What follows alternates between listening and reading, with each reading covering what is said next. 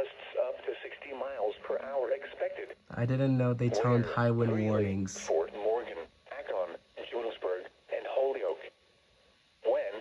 From 9 a.m. to 9 p.m. Mountain Daylight Time Tuesday. The following impacts are expected. Gusty winds will blow around unsecured objects and a few power outages may result. Strong winds will likely lead to rapid fire growth of any new fire. Winds this strong can make driving difficult, especially for high-profile vehicles. Use extra caution. Avoid outdoor burning or any activity that may cause sparks. The strong winds will likely fuel rapid fire growth.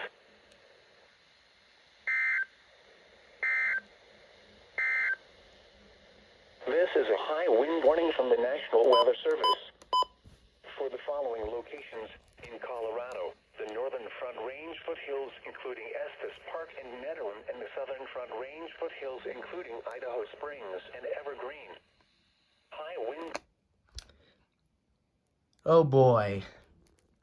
Thanks for scaring me with that high wind warning. Boulder!